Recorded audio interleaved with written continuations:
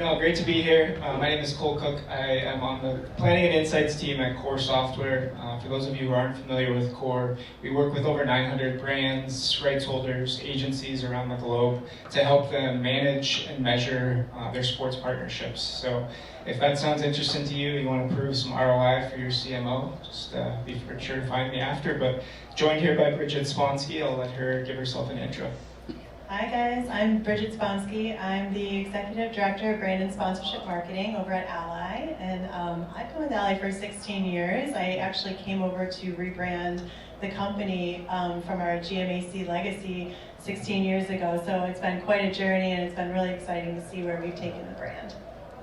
I love it. Well, let's dive into some sponsorship strategy questions here. But wanted to start out, first of all, Ally has a very diverse portfolio. Everything from NASCAR drivers to NWSL league deals. Can you kind of expand upon your guys' strategy and where you're at today in the sports marketing landscape?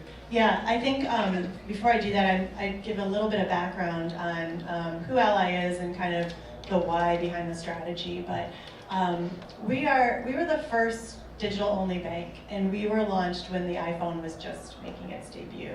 And we took a big bet on the fact that people were going to be doing their banking from their phones. And then, lo and behold, here we are, and everybody's like literally living in their phones. But at that point in time, the world just did not need another bank. We were in the middle of, the biggest economic depression since the Great Recession, and banks were the bad guy. And so we really just needed to be a better bank. That's what the world needed. And so we were really born out of, having the bravery to disrupt an entire category. And so that disruption has always sort of been in our spirit. We're an innovative brand. We talk straight and we live by our do it right motto. And so that, I think that core and that foundation is really what creates the strategy that we have in the sponsorship space. When we look at sponsorships, we were actually precluded from doing them for 7 years when, we were in the middle of sort of the economic downturn and all of the fun TARP stuff as a bank and a financial institution. And so we really didn't even get our foot in the door really in starting in sponsorships until around 2015. And that was done really with a small sponsorship with the ICC, the International Champions Cup, which was an overseas soccer tournament that came and played on U.S. soil. So it was just a few weeks in the summertime to really start to prove how critical sponsorships can be to a marketing mix and really prove out its impact on brand health. And so when we looked at how we activated sponsorship, it was really around this idea of how do we disrupt what it means to be a sponsor in these sports or in this entertainment arena. And that's really what propelled us into how we started to activate when we onboarded our Hendrick Motorsports partnership in 2017. And we had to really look at that landscape and think, all right, we got a bunch of cars running around the tracks. They got like lots of logos. 1,025 logos all over them. It's how do we break out of that? How do we stand out of that? It's kind of just our mentality or our cast of mind. But that's really how I looked at it, was how do we disrupt what it means to be a sponsor in the sport of motorsports? And each sponsorship that we've sort of added to our portfolio since then has had its main objective and reason for being in our portfolio. Motorsports, being a former indirect dealer, lender, automotive captive finance company with GMAC, automotive is in our blood. We have a 100-year legacy in the automotive space, so motorsports just made sense to us from that perspective. And then shortly after, we announced a partnership with our Charlotte Football Club. Ally, I don't know if many of you guys know this, but we not only have a corporate center here in Detroit, but we also have one in Charlotte. And in Charlotte, it's a huge banking city, right? There's banks around every corner. And so we really had to think about, as our brand was now growing up, how do we stand out in the city of Charlotte? And how do we sort of make our mark there and be there for the community. And so that's really where the Charlotte Football Club sponsorship was born. And it was this idea of how do we become a brand that people want to wear. I mean, what better way to create visibility in your hometown than watching everybody in the city of Charlotte walk around with your name on the kit of the team that they support and that they love. And and now that we're in women's sports, I mean, that whole entire journey, that really came out of COVID and a lot of the turmoil that the league went through just as we signed on as a sponsor with the NWSL, and the women athletes being abused, and the league really being in almost non-repair. And that's really where we had to really look at women's sports and say, are we in? Yes. And how are we really going to be in? Yeah, I love that. And I think we saw a bit in the video there of just Ally's vision of doing things right. And oftentimes brands think of sponsorship as impressions and reach and visibility, but I think you guys have a little bit of a different approach there. Can you kind of expand upon the strategic decisions that go into each of your partnerships today? Yeah, I think the way we look at it is, and I personally have a belief that brands have the power to do so much more than sell products and services. And I think that with this next generation and Gen Z and the expectations that Gen Z has on brands themselves, it's like they've got this curiosity, I think, that really enables this next level of bravery that we've started to see from a lot of different brands. And I think it's like those big brand acts that really can change the world. And that's really the mentality I think we have going in when we look at opportunities or we seek out opportunities is, does the potential partner have a set of values that align to ours? Do we feel like this is going to be a good marriage because we both believe the same things? Does that potential partner have a clear brand mission that's important to consumers, that's going to make consumers' lives better? And do we have a role in that? As a bank, we have to make sure that we have a clear role in any relationship that we enter in, and that has to go above and beyond just like being able to give away money, right? Because I feel like that's the first thing that people go to is, what can we do? What can we do to activate? And it's like, oh, we could give this away.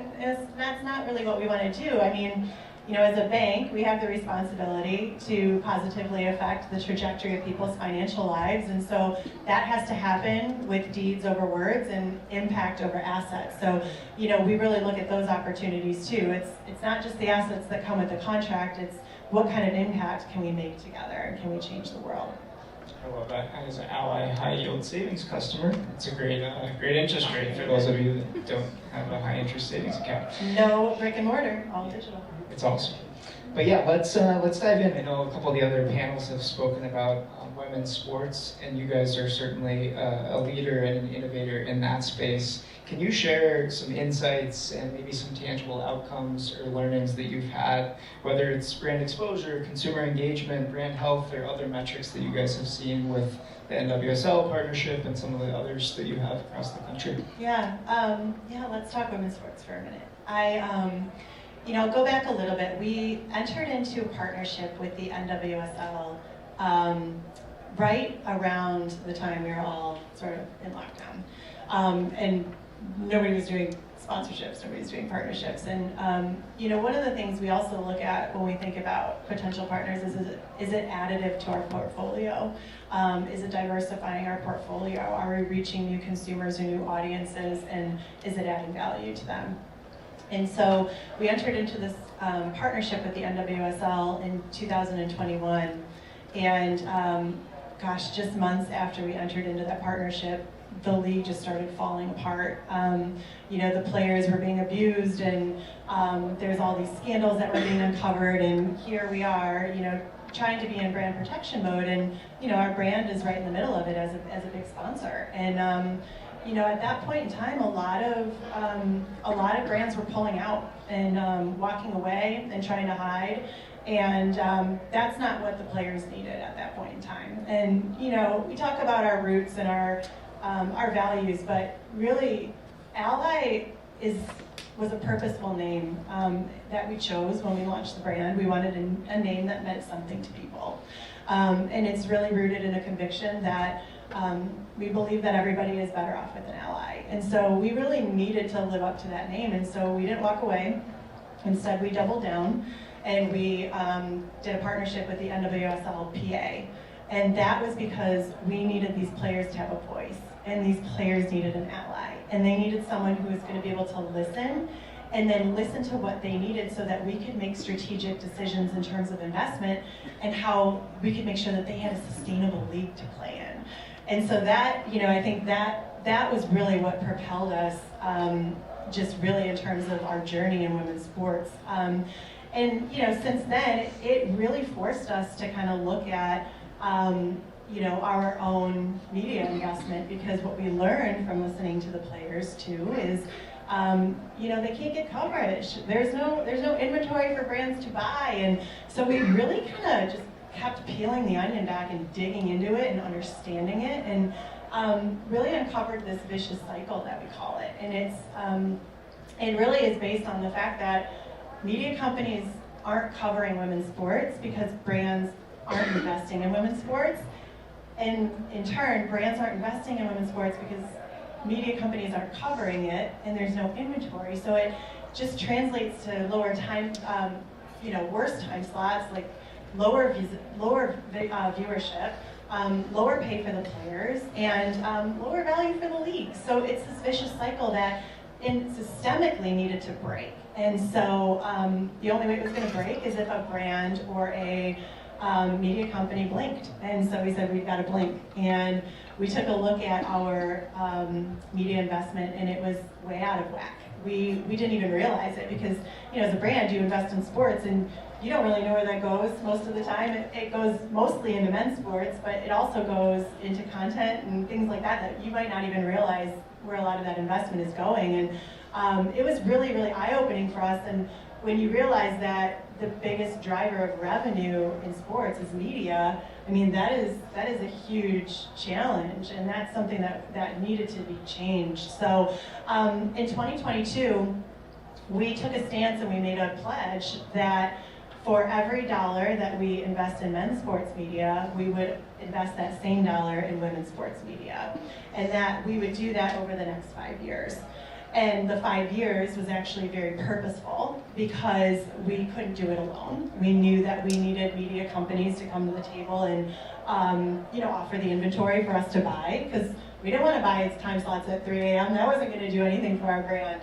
And we needed brands also to come and invest so that media companies could offer that inventory, right? We had to break the cycle more than just us. And it's been absolutely incredible because since we made that pledge in 2022, we've made some real monumental milestone moves in women's sports. We actually worked with the NWSL and CBS hand in hand, and we moved the NWSL championship in 2022 to prime time. And it was the first time in sports history where a women's championship match was aired on network prime time. So that was game changing, and then we saw a 71% increase in viewership. So, it goes to show that when women's sports are seen, the viewers are there. 84% of sports fans want to watch women's sports, so it's not immaterial. And then we partnered with Disney, and Disney and us got crafty, and we were able to create a partnership with the ACC where we were able to direct 90% of that sponsorship investment right into women's sports. So that was another groundbreaking move, because a lot of the times, media companies don't sell women's sports directly. It's usually added value to men's, and historically the system is just the way it worked. But that was also groundbreaking. And when you look at where we are today, it is mind-blowing.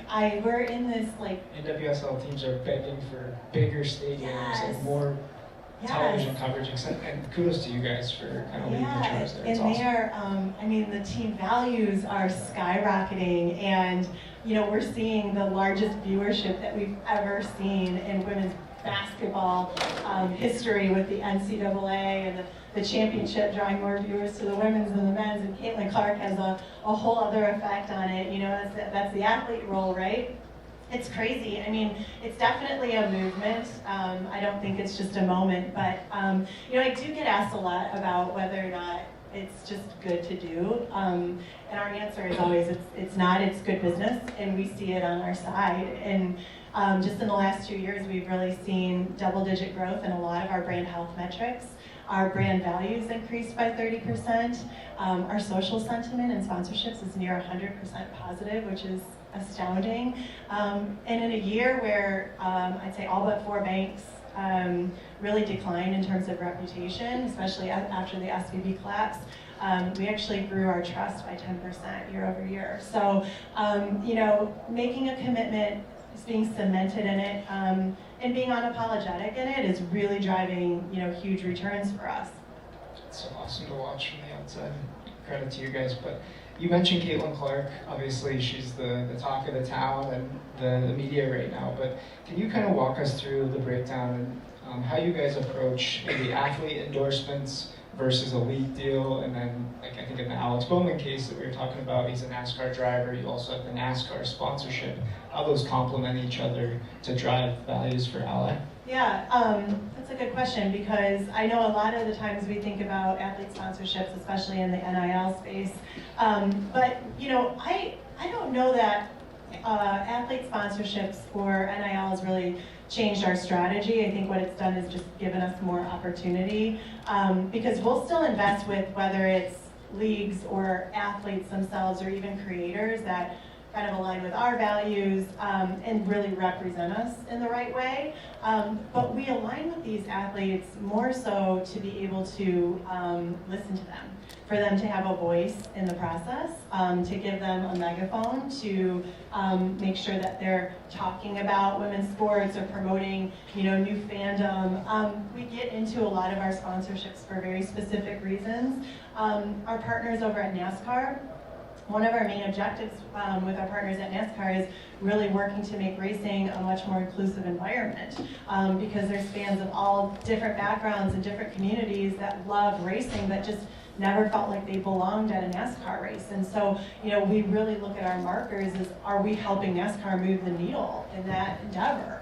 And Alex Bowman has been a great voice for us in that, because we're able to sit with Alex and talk to him about, like, as a driver, what do you need? What do you need from a sponsor to be successful?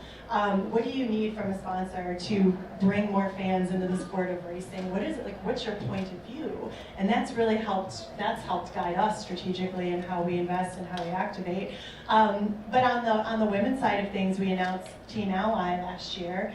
And that was really an extension to our ACC partnership. So it was working with athletes from all different sports within the ACC, so that they were given a voice and they were kind of helping to make women's sports hard to miss. But it gives us also an opportunity to directly invest in athletes' pockets, right? Like put money in their pockets directly. And I think especially for college female athletes who are pursuing a professional career, their starting salaries are still really low, and it really helps to give them that positive financial footing and give them a kind of a leg up before they get into the professional arena. But I think that's the case for all athletes, and that's the time where you really need to kind of double down and learn about financial literacy and how to navigate, complex financial situations. And I think investing in athletes early, it's a good thing. What's the stat, the percentage of professional athletes that go broke within 10 years of signing their big deals? And it's key to get ahead of the game there. So, but yeah, we sit here today, and I think your home city of Detroit, right? Yeah. Love that, but as a Packer fan, it's hard to say. We'll see who wins the NFC North this year. The Kansas City fans and the Packer fans, it's all right. Well, I'm good company. We're all Midwesterners. Exactly, Midwest hospitality, right? But yeah, I would love to kind of dig in on the concept of hometown sponsorships. You mentioned a little bit earlier, obviously you guys have a large deal with Charlotte FC. You have deals here in Detroit as well. Can you kind of expand why that's so important to you guys, whether it's employee engagement, any of the kind of key values is why you invest so much in your local communities that you guys have a presence in? Yeah, I think it's exactly what you just said, right?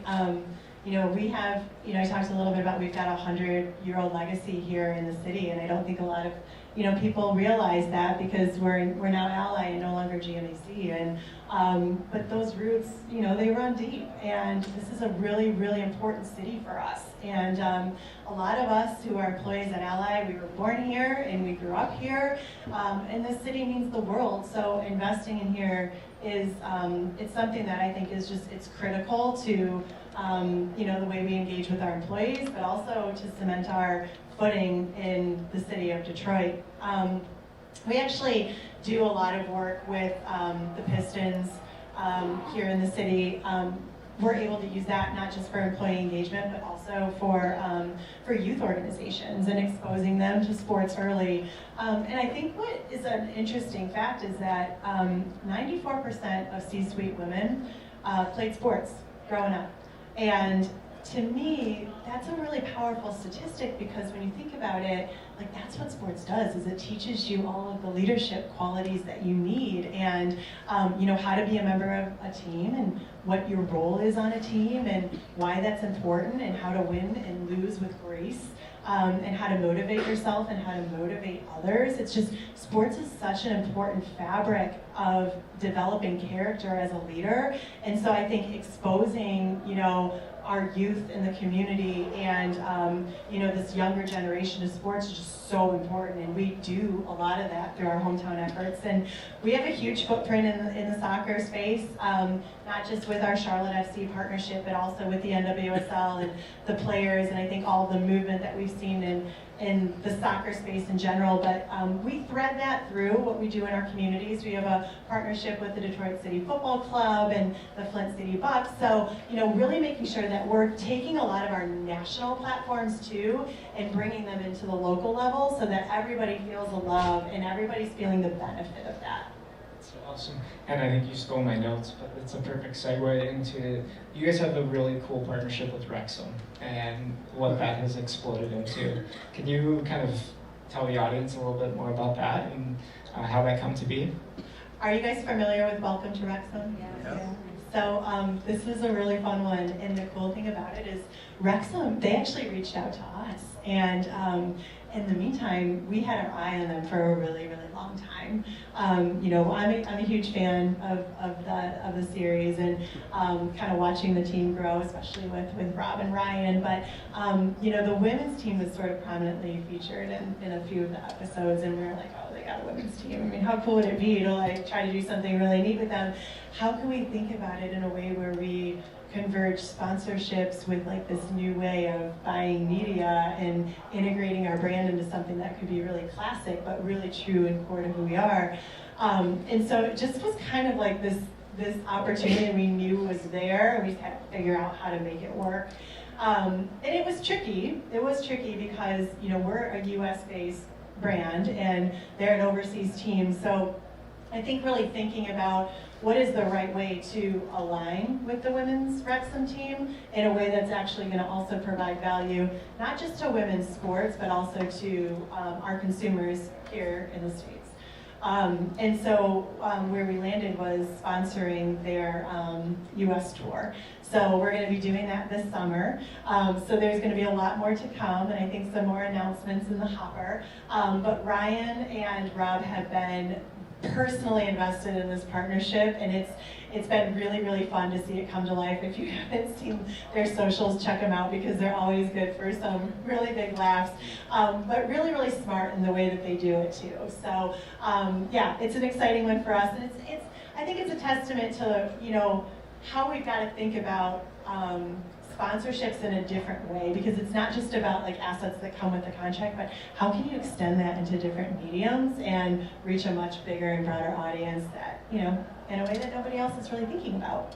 In a category and show that has just taken off like no other. So that's another awesome one. But we've got about a minute left here. Just want a couple of quick hitters before we open it up to the audience. But if you had an unlimited budget as a marketer and you were focused on sponsorship, what asset or property would you want a partnership with, and why?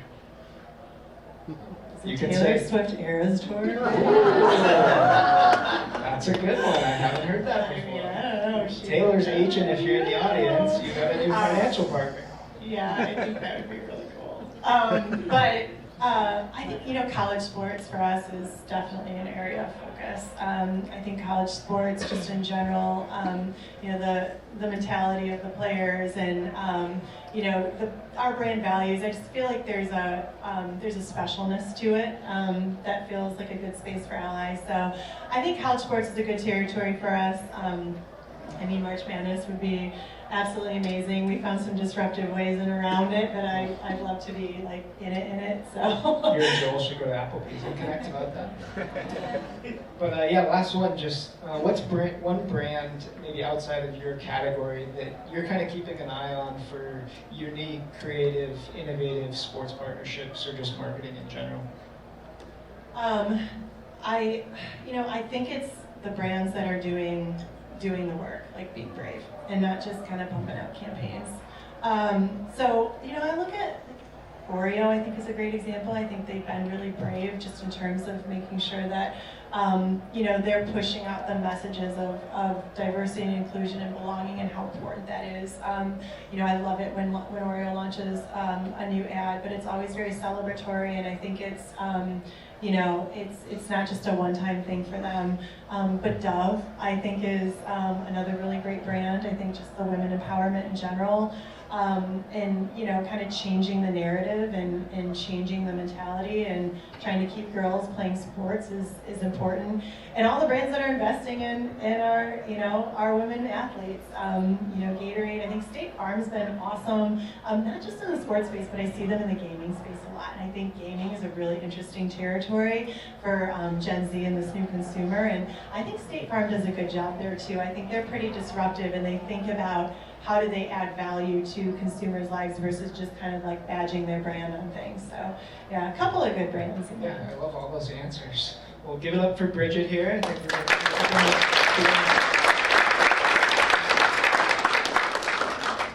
Hi, Bridget. My question is in regards to your whole strategy around women's sports. I was lucky enough to get to witness the Women's Final Four in person this year, and I thought, what an incredible event. Like, this is comparable to an NBA Finals game, is what I drew comparison to. Incredible, fantastic. So when you made that commitment a few years ago, did you know it could explode like it has? No. Do you feel validated? I feel so validated. I think, what it comes down to is belief. And whether it exploded today or exploded 10 years from now, I don't know that it would have mattered. Because, the reality was like, we fundamentally believed in the power of it, and if you don't actually try to do it, and I said this to my team, I'm like, it's pretty crazy to think about. Like, we're a bank, right? We're just one bank, and we made a huge difference in the world of women's sports, and that just is proof that any one of us can do anything, and it's validating, but it's emotional because it's working, and it also just proves the fact that everything that we saw, all the indicators, all the people that, the sports fans, the data that we saw, people that actually want to watch women's sports, they actually did. I mean, the arguments that I did, even with my family about, oh, nobody cares about women's sports, I'm like, it's because you don't know what it's like to watch it. You've never gotten to see it before. So, yeah, it's a pretty cool thing. Oh, hey. As you were speaking, you were talking about the investment in women. Have you seen you were talking about the increase in the brand favorability, but have you really seen a focus in women by opening accounts for Gen Z? Like, we've had a lot of investment, but what about the metrics for the women? Like, is that obviously growing, but like, is that meeting your expectations, below? Exceeding. Our brand health, so when you look at our awareness, our recognition, our likability, our consideration, all-time highs for female consumers. Hi, John Klein from Hank. How are you? Hi, how are you? Bridget. Great. How are you thinking about direct-to-consumer, which is something that has taken the sports world by storm, almost in parallel with the rise of women's sports? How does it change your thinking about how you push your brand? In terms of consumer engagement specifically. So, one of the things that we're actually working on right now is that connected journey with our consumers. So, as we're thinking about activating at whether it's events or whether it's social or digital activations, really thinking about how can we make sure that we're not just sort of making a left turn into trying to sell them on the bank, because at the end of the day, we want to grow deposits, we want to grow customers, and so how do we make sure that we're working on weaving in that messaging with them along their journey, so that we're nurturing them, that they're thinking about, we call them dream journeys, that they get touch points from their favorite women athletes if they're coming in through a women's sports event, or they're getting touch points from Alex Bowman or some of their favorite drivers if they're coming through NASCAR, and all of that alike, so that it doesn't feel like they come in through this really amazing, incredible experience, and they're kind of feeling what it feels like to be a customer of Ally, and then all of a sudden they're getting hit with this hard left turn and don't know where that came from. So that's been a huge focus of ours that we've just started to kind of embark on. Okay, great. So with that, thank you so much. Thank you guys. Appreciate it.